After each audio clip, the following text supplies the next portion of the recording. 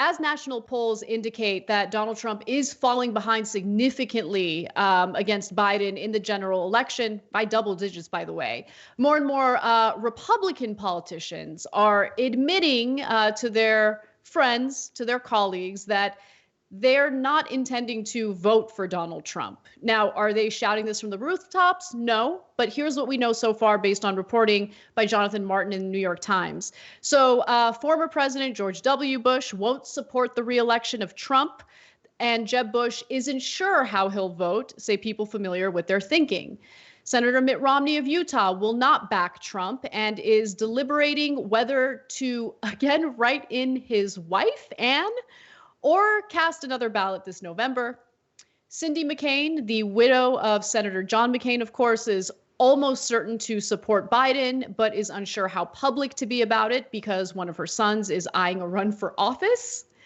And then John Kelly, who, of course, worked for Trump as his chief of staff, would not say whom he would vote for, though he did allow that he wished we had some additional choices. And then, Cenk, one final person I want to mention is Colin Powell, who declared his plans for this upcoming election during an interview with State of the Union on CNN. Take a look.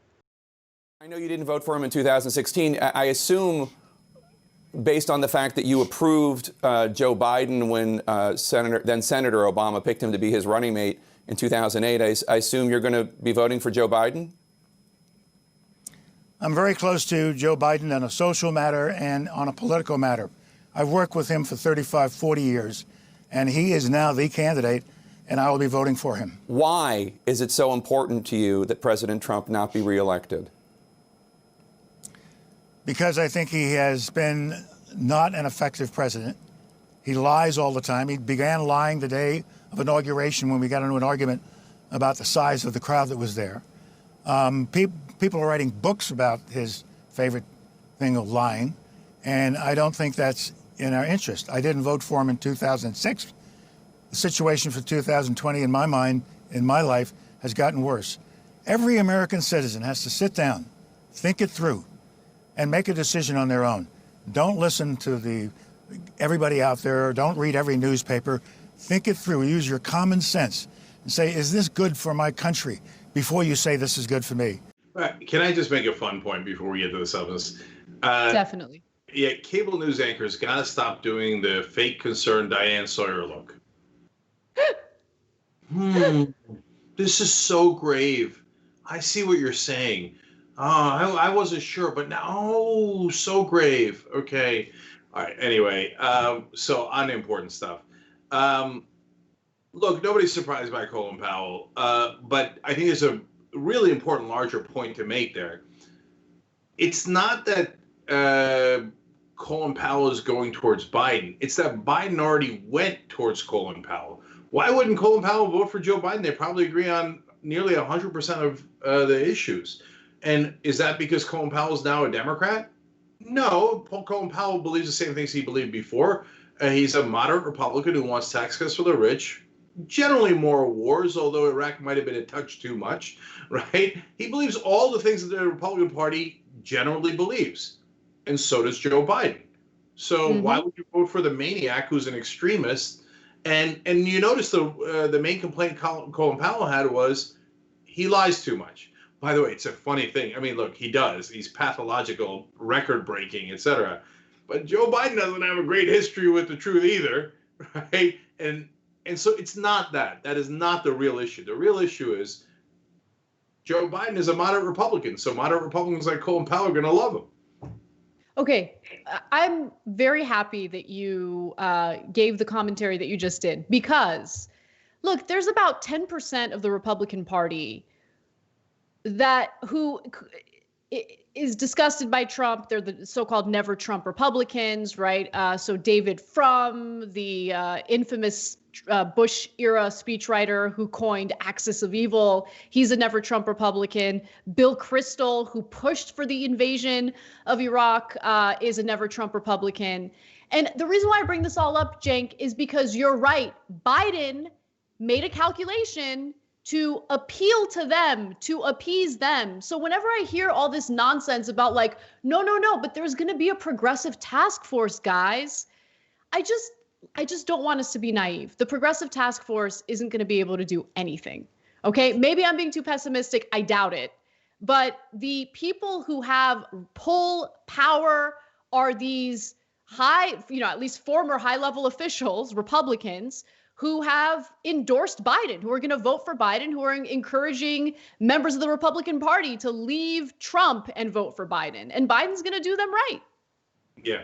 The problem is it's not a great strategy. Look, if I thought it would assure victory, and I thought it was just a strategy, I'd say, oh, well, that's interesting. Okay, we got to get rid of Trump. He's a total utter monster, and then we'll pressure Joe Biden. And I do believe that we should get rid of Trump and pressure Biden, but I don't think it's just a strategy. I think that Biden actually is a moderate Republican, and yes, we can pressure him much easier than we can pressure Trump. We can't pressure Trump at all. We can't get anything out of Trump.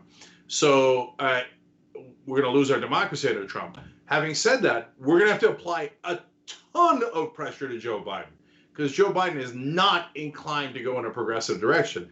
I'm a little bit more optimistic about the task force, but that 100% depends on the progressives on the task force. If they want to do kumbaya and let the establishment get away with doing conservative policies and not calling them out, which is, by the way, entirely possible, then the task force will not only be useless, it'll be counterproductive because it'll help whitewash corporate Democrats. But AOC just endorsed Jamal Bowman. I mean, it took her a while, but she did. So apparently, if given the right situation, some of the people on that task force can hold corporate Democrats accountable. So let's give them a chance first. But yes, Biden's inclination is Republicans. That last thing, the strategy is not great politically because there's so many less moderate Republican voters than people in D.C. imagine.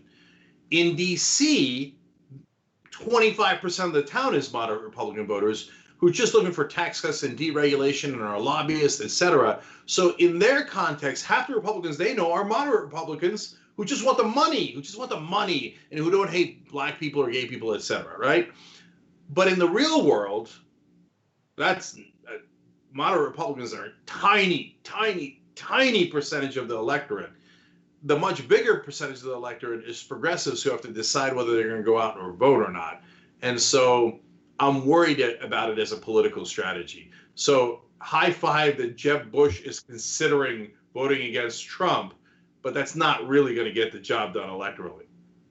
Yeah, I totally agree. And finally, based on recent polling done by CNN, Biden is leading Trump by 14 points and it's a national poll, so it's not specifically focused on battleground states, but that's a pretty significant gap. So that's where things stand as of now. There's still a lifetime until the general election takes place, and we'll keep updating you on how the candidates are doing. Yeah, but all right, let's. I don't want to skip past that poll. That poll is actually way more relevant than the Republicans coming out because it gives you a snapshot of the whole country rather than a bunch of elites in D.C. Okay, so Trump is down to a 38% approval rating. It's got to hold. We got 5 months left, but if that holds, that's just near impossible to win at a 38% approval rating, and I don't want to go through the whole rigmarole every time about I told you he might win last time, blah, blah, blah. Okay. Down 14 points is an utter disaster for Trump.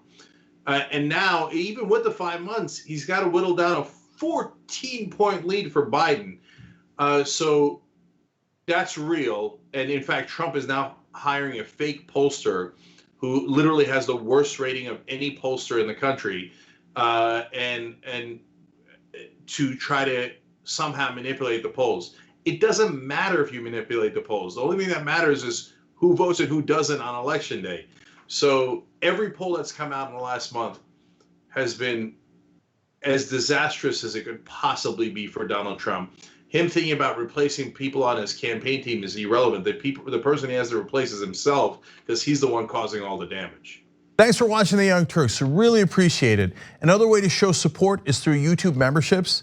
You'll get to interact with us more. There's live chat emojis, badges, You've got emojis of me, Anna, John, JR. So those are super fun. But you also get playback of our exclusive member-only shows and specials right after they air. So all of that, all you gotta do is click that join button right underneath the video. Thank you.